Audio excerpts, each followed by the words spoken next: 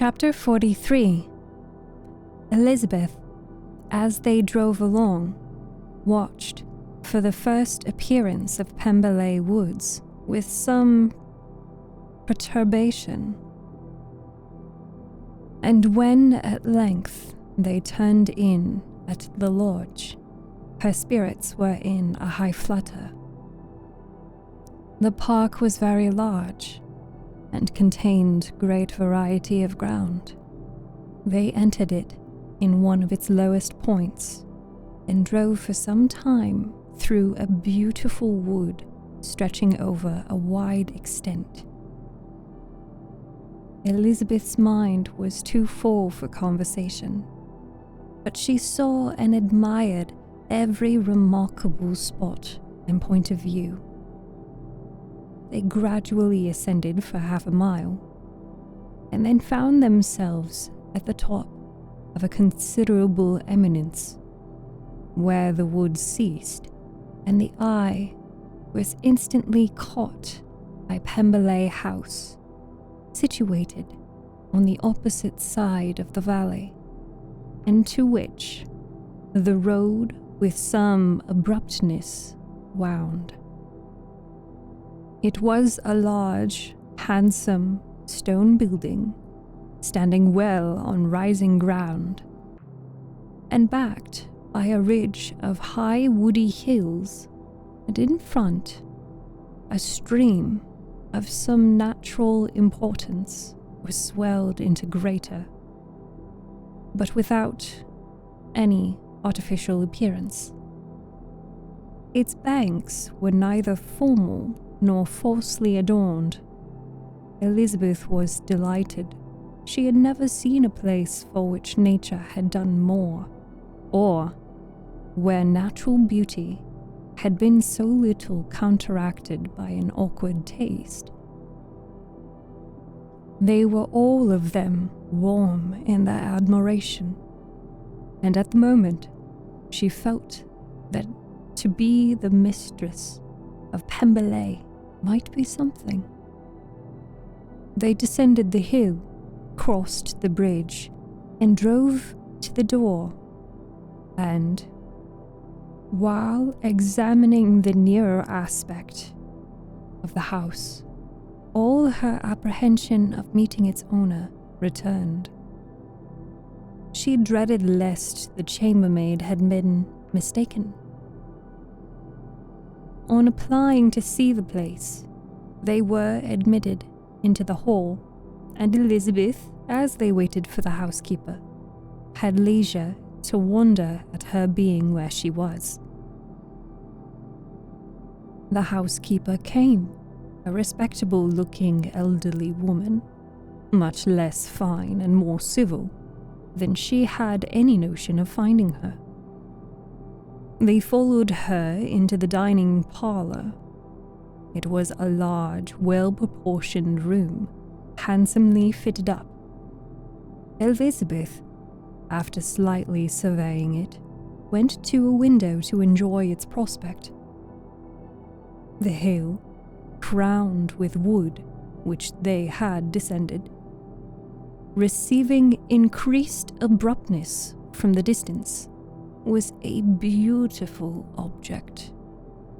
Every disposition of the ground was good, and she looked on the whole scene, the river, the trees scattered on its banks, and the winding of the valley, as far as she could trace it, with delight.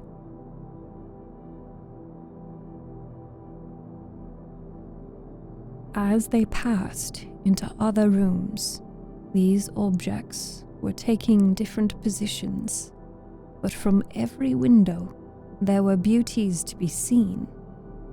The rooms were lofty and handsome, and their furniture suitable to the fortune of its proprietor.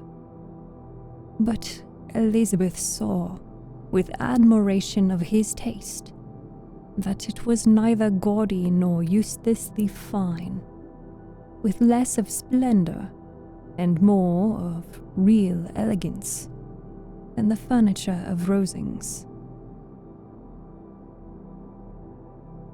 And of this place, thought she, I might have been mistress. With these rooms, I might now have been familiarly acquainted. Instead of viewing them as a stranger, I might have rejoiced in them as my own, and welcomed them as visitors, my uncle and aunt, but no. She recollected herself. That could never be. My uncle and aunt would have been lost to me. I should not have been allowed to invite them. This was a lucky recollection. It saved her from something very like regret.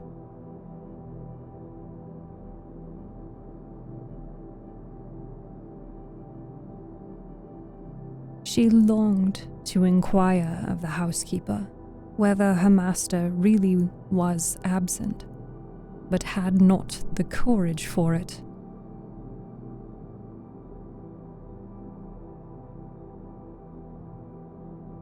At length, however, the question was asked by her uncle,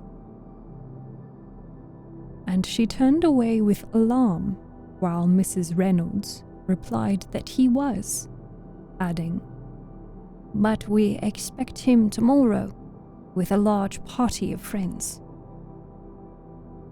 How rejoiced was Elizabeth that their own journey had not by circumstance been delayed a day. Her aunt now called her to look at a picture. She approached and saw the likeness of Mr. Wickham suspended, amongst several other miniatures, over the mantelpiece. Her aunt asked her, smiling, how she liked it. The housekeeper came forward and told them it was a picture of a young gentleman, the son of her late master's steward, who had been brought up by him at his own expense.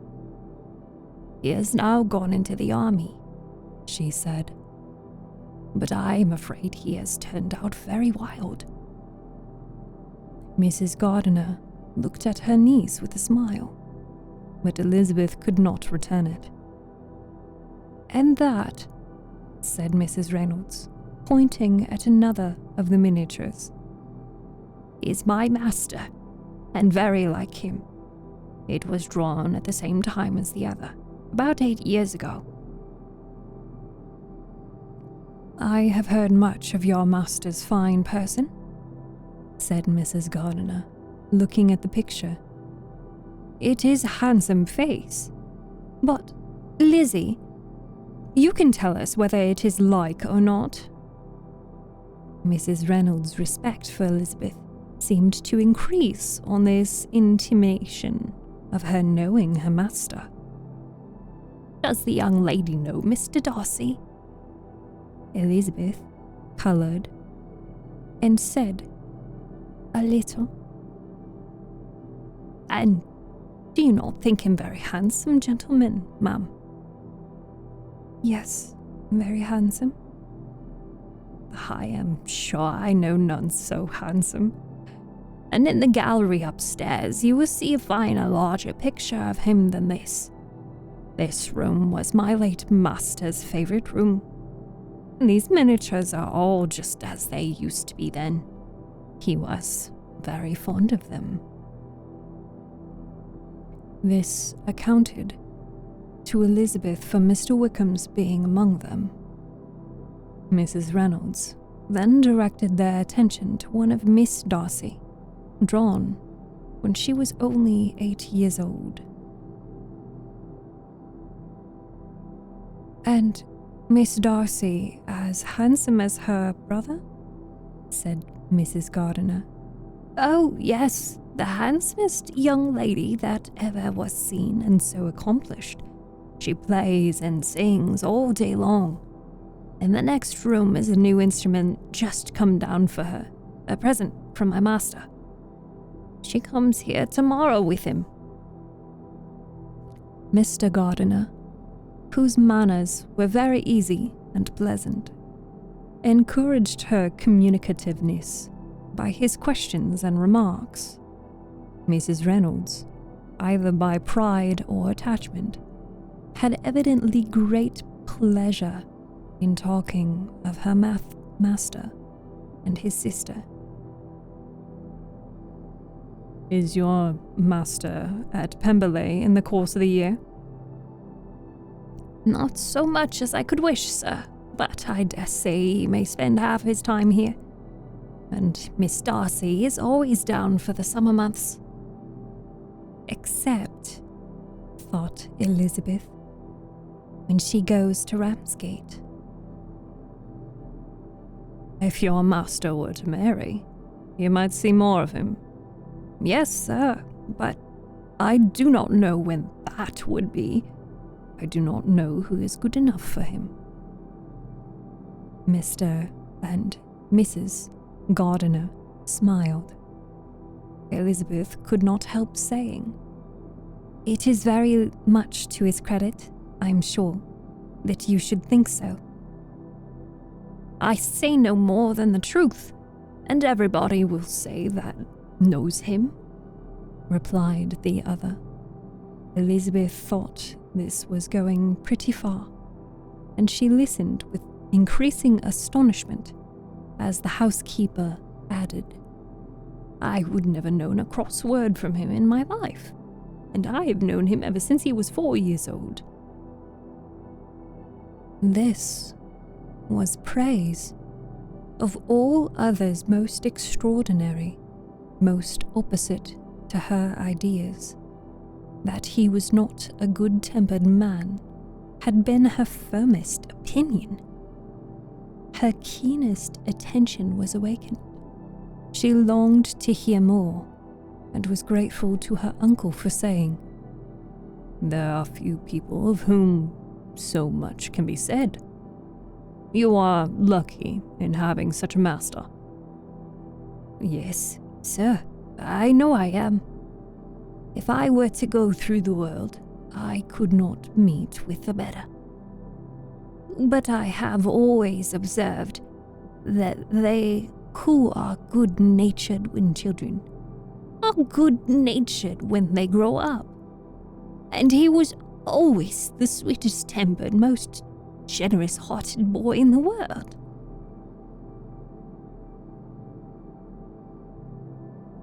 Elizabeth almost stared at her.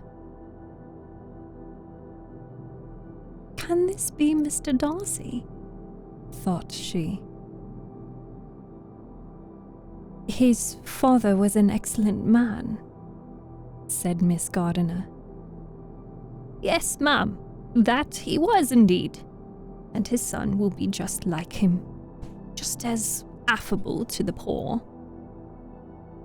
Elizabeth listened, wondered, doubted, and was impatient for more.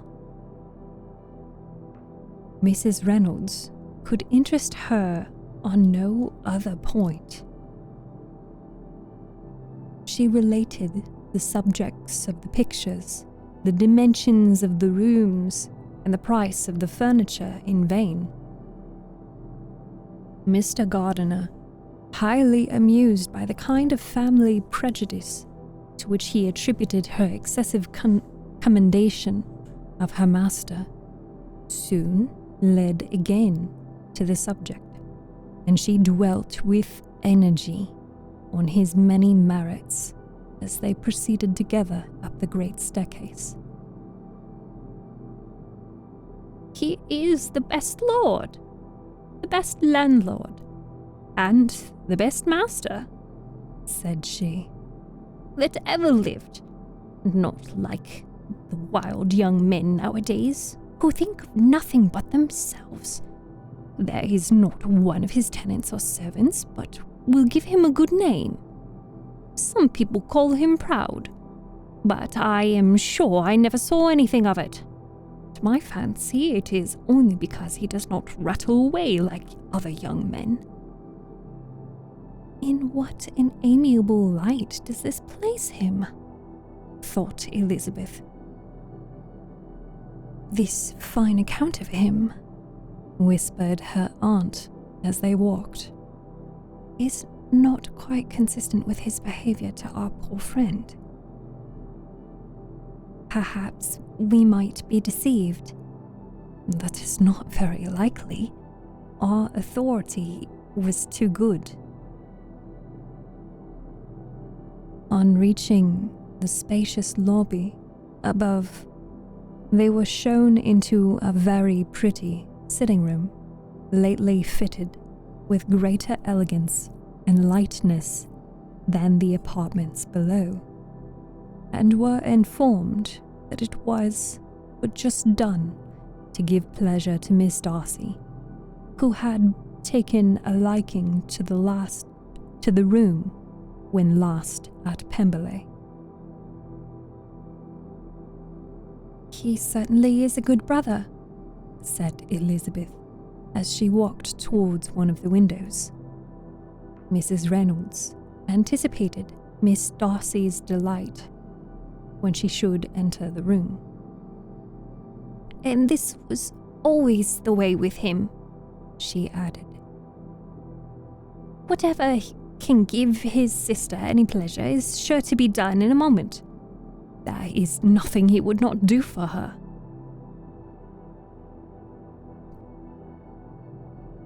The picture gallery and 2 or 3 of the principal bedrooms were all that remained to be shown.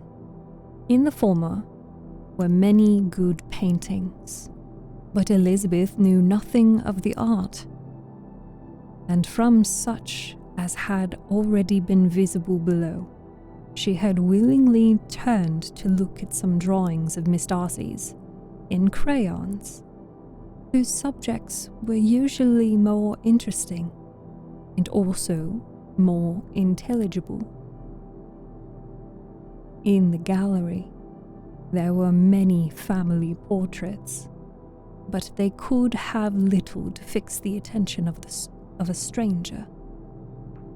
Elizabeth walked in quest of the only face whose features would be known to her. At last, it arrested her, and she beheld a striking resemblance to Mr. Darcy, with such a smile over the face as she remembered to have sometimes seen when he looked at her.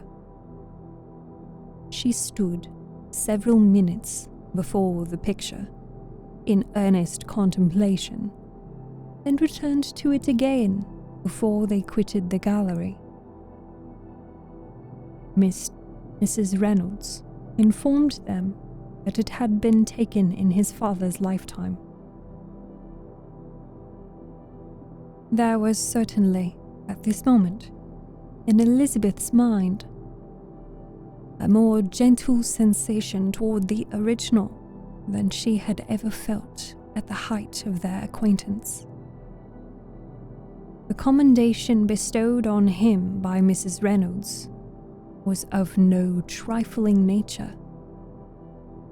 What praise is more valuable than the praise of an intelligent servant? As a brother, a landlord, a master, she considered how many people's happiness were in his guardianship.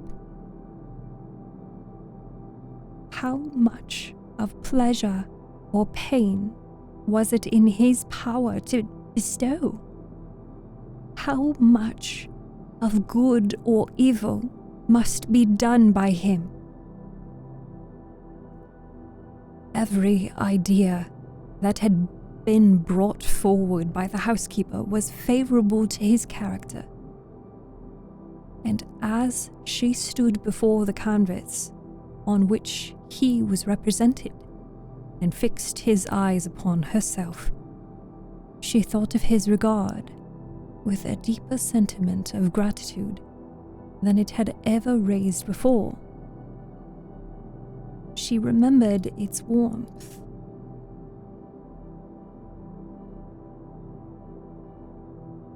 and softened its impropriety of expression.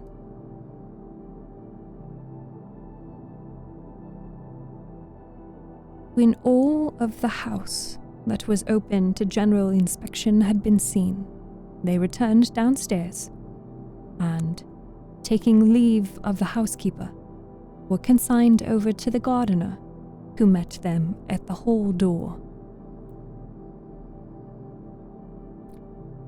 As they walked across the hall towards the river, Elizabeth turned back to look again. Her uncle and aunt stopped also, and while the former was conjecturing as to the date of the building, the owner of it himself suddenly came forward from the road, which led behind it to the stables.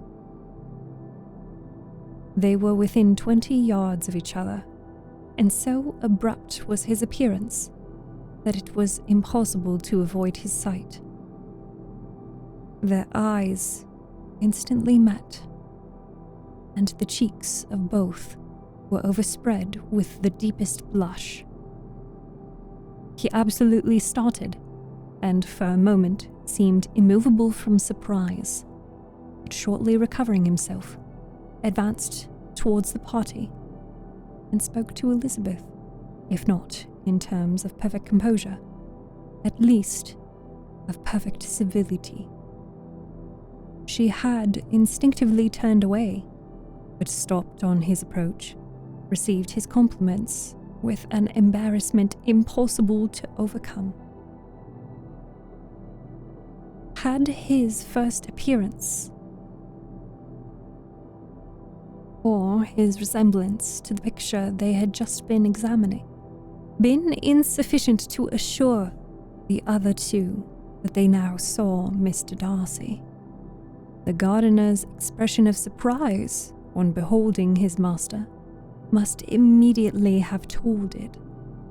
They stood a little aloof while he was talking to their niece, who, astonished and confused, scarcely dared lift her eyes to his face, and knew not what answer she returned to his civil inquiries about her family. Amazed at the altercation of his manner since they last parted, every sentence that he uttered was increasing her embarrassment, and every idea of the impropriety of her being found there recurring to her mind, the few minutes in which they continued was some of the most uncomfortable in her life. Nor did he seem much more at ease. When he spoke, his accent had none of its usual sedateness, and he repeated his inquiries as to the time of her having left Longbourn and of her having stayed at Derbyshire so often and in such a hurried way as plainly spoke the distraction of his thoughts.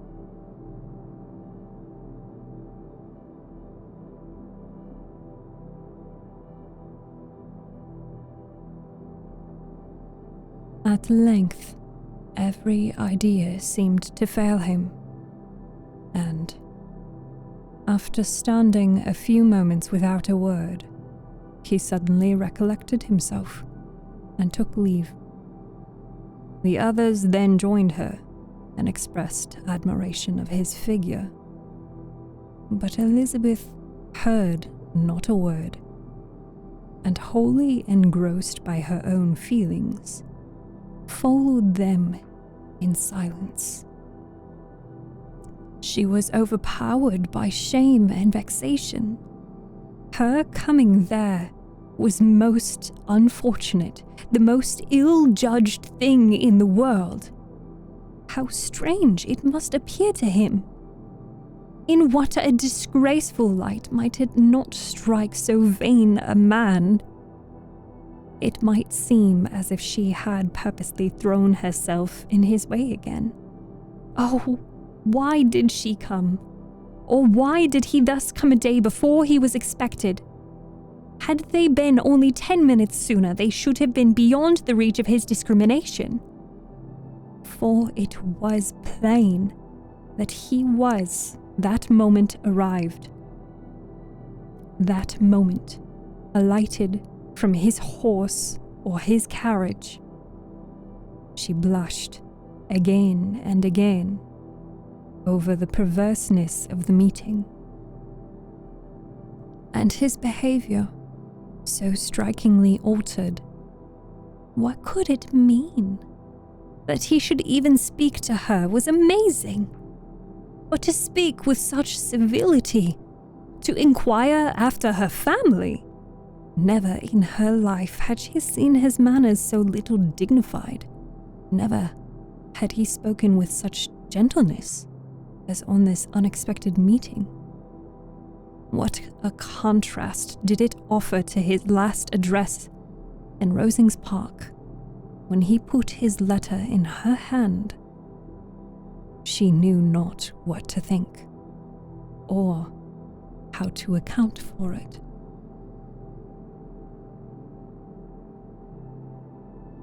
They had now entered a beautiful walk by the side of the water, and every step was bringing forward a nobler fall of ground, or a finer reach of the woods to which they were approaching.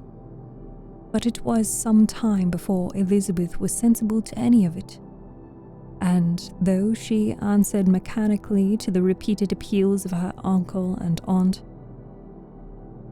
and seemed to direct her eyes to such objects as they pointed out, she distinguished no part of the scene.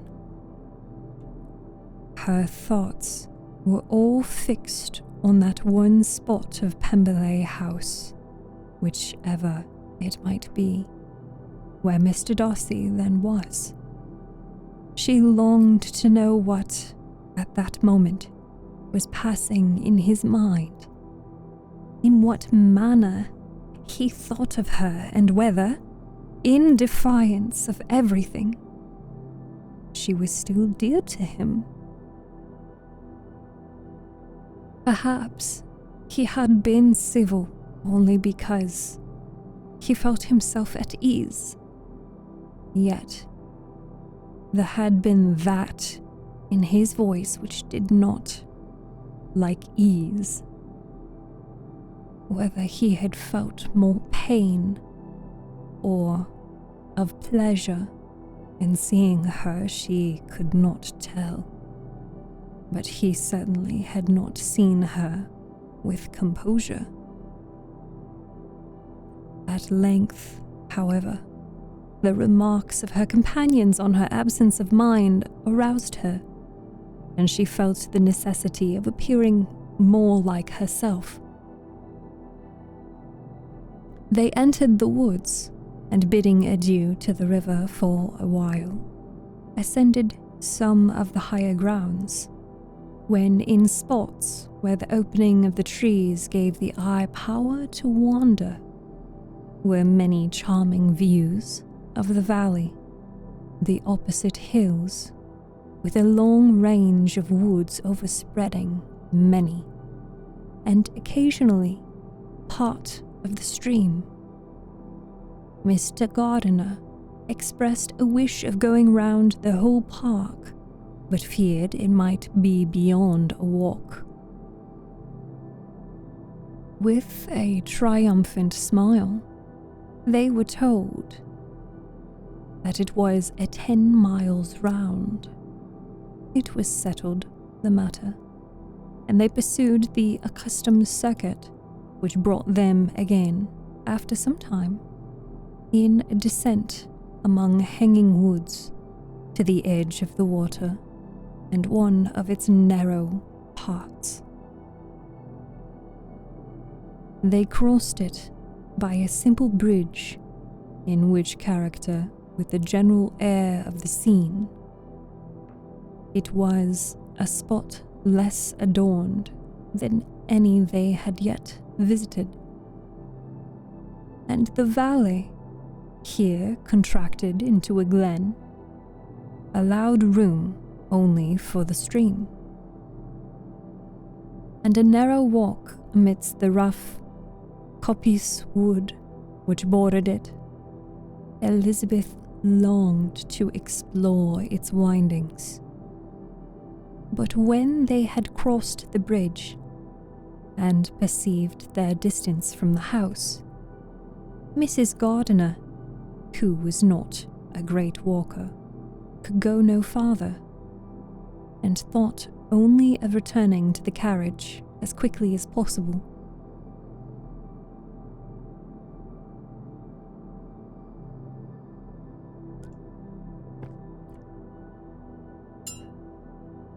Her niece was, therefore, obliged to submit, and they took their way towards the house on the opposite side of the river in the nearest direction.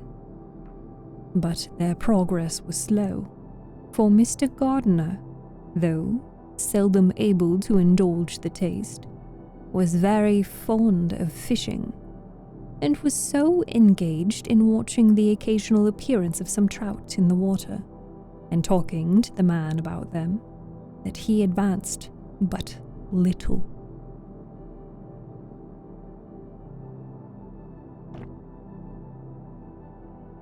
Whilst wandering on in this slow manner, they were again surprised, and Elizabeth's astonishment was quite equal to what it had been at first, by the sight of Mr. Darcy approaching them, and at no great distance.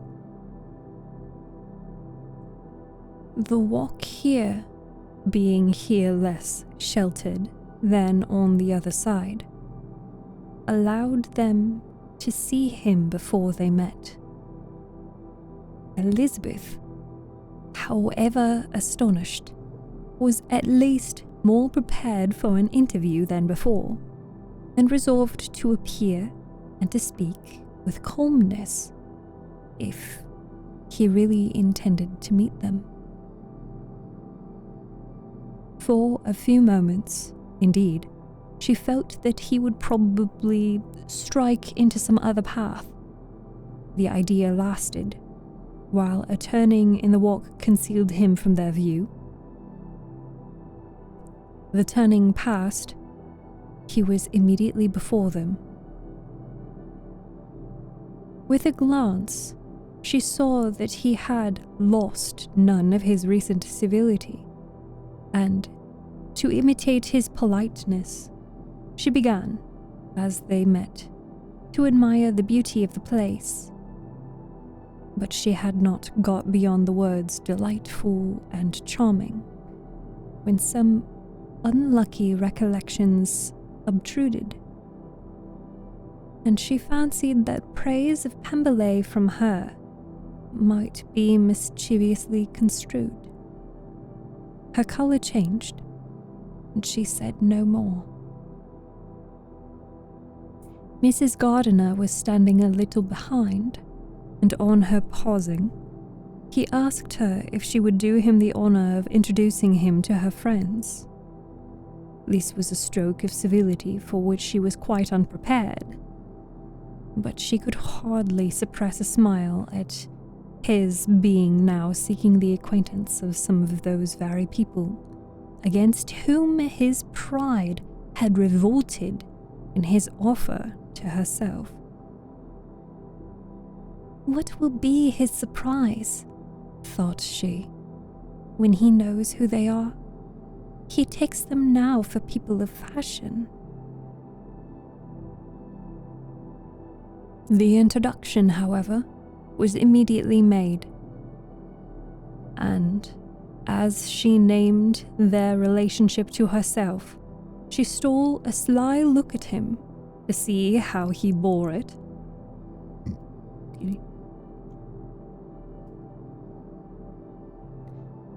And was not without the expectation of his decamping so fast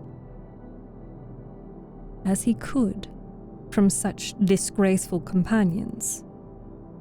That he was surprised by the connection was evident.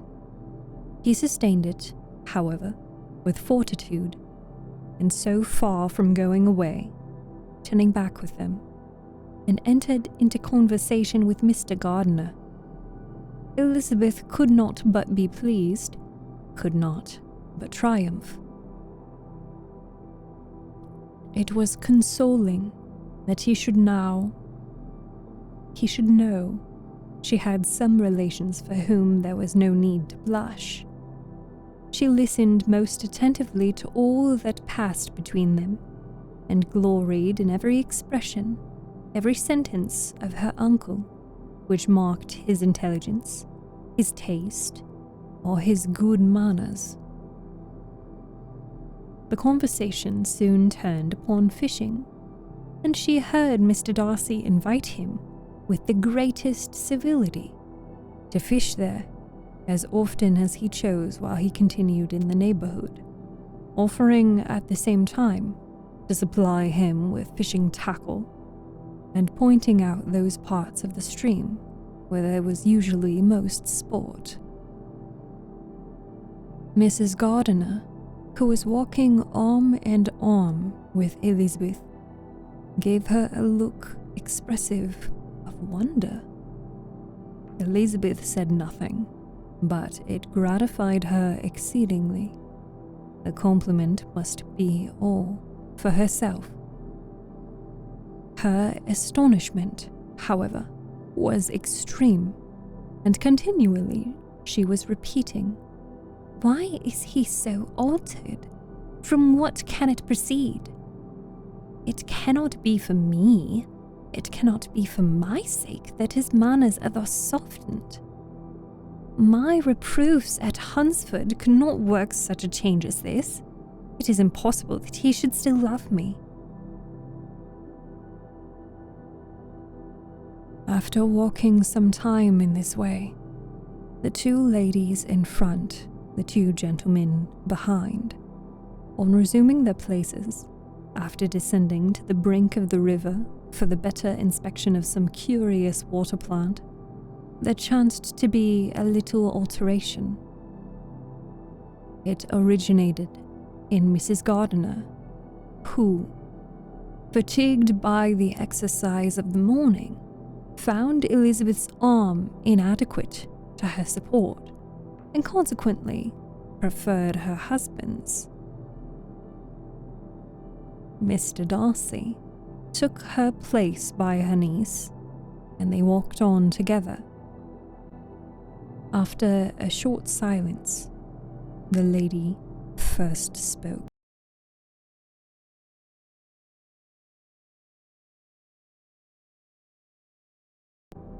She wished him to know that she had been assured of his absence before she came to the place, and accordingly began by observing that his arrival had been very unexpected. "For your housekeeper," she added, "informed us that you would certainly not be here till tomorrow, and indeed, before we left Bakewell. We understood that you were not immediately expected in the country."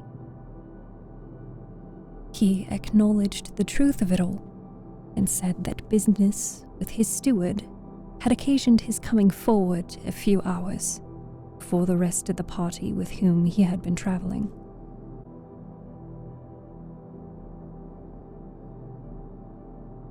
"They will join me early tomorrow," he continued, "and among them are some who will claim an acquaintance with you, Mr. Bingley and his sisters."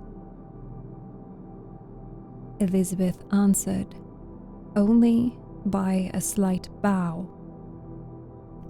Her thoughts were instantly driven back to the time when Mr. Bingley's name had been the last mentioned between them, and if she might judge by his complexion, his mind was not very differently engaged. "There is also one other person in the party," he continued after a pause, "who, more particularly, wishes to be known to you. Will you allow me? Or do I ask too much? To introduce my sister to your acquaintance during your stay at Lambton." The surprise of such an application was great, Indeed, it was too great for her to know in what manner she acceded to it. She immediately felt that whatever desire Miss Darcy might have of being acquainted with her must be the work of her brother.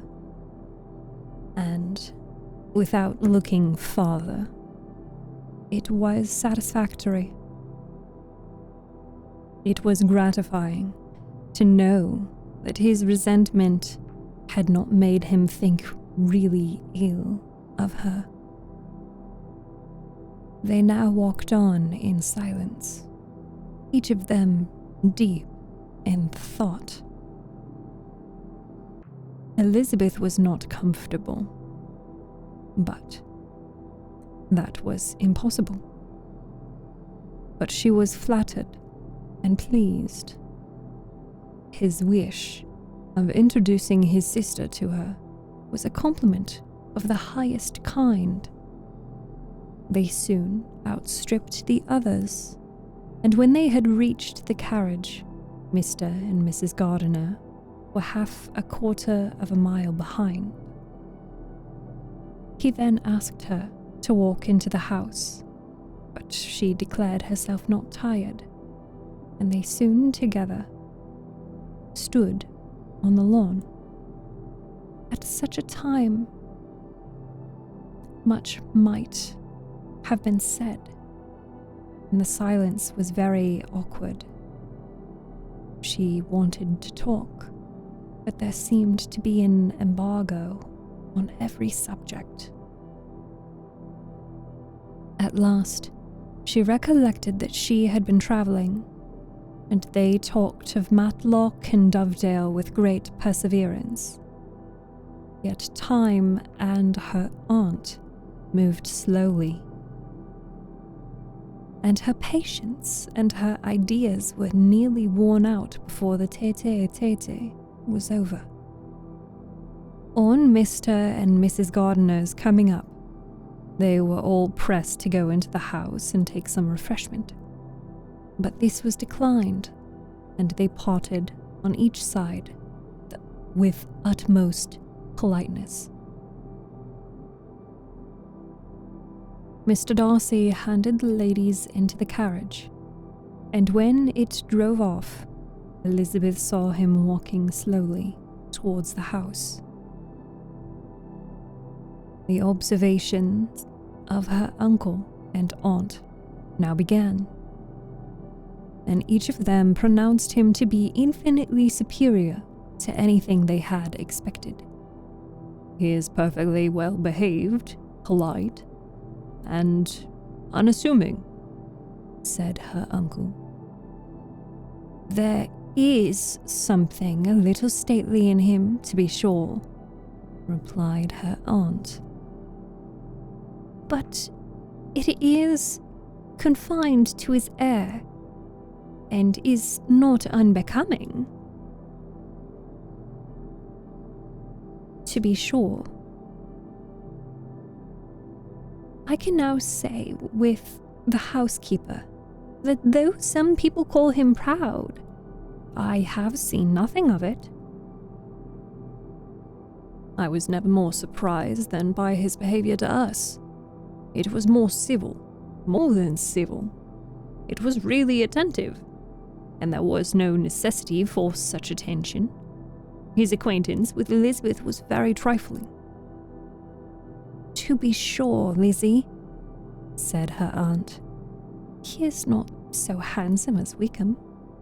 Or rather, he is not Wickham's countenance, for his features are perfectly good. But how came you to tell me he was so disagreeable? Elizabeth excused herself as well as she could, said that she had liked him better when they had met in Kent than before, and that she had never seen him so pleasant as this morning. But perhaps he may be a little whimsical in his civilities, replied her uncle. Your great men often are. and therefore I shall not take him at his word, as he might change his mind any other day and warn me off his grounds." Elizabeth felt that they had entirely misunderstood his character, but said nothing. "From what we've seen of him," continued Mrs. Gardiner, "I really should not have thought that he could have behaved in so cruel a way by anybody as he has done by poor Wickham. He has not an ill-natured look. On the contrary, there is something pleasing about his mouth when he speaks. There is something of dignity in his countenance that would not give one an unfavorable idea of his heart. But, to be sure, the good lady who showed us his house did give him the most flaming character. I could hardly help laughing aloud sometimes. But he is a liberal master, I suppose, and that, in the eye of a servant, comprehends every virtue." Elizabeth here felt herself called on to say something in vindication of his behaviour to Wickham, and therefore gave them to understand, in as guarded a manner as she could, by what she had heard from his relations in Kent, his actions were capable of very different construction, and that his character was by no means so faulty, nor Wickham so amiable, as they had been considered in Hertfordshire. In confirmation of this, she related the particulars of all the pecuniary transactions in which they had been connected, without actually naming her authority, but stating it to be such as might be relied on.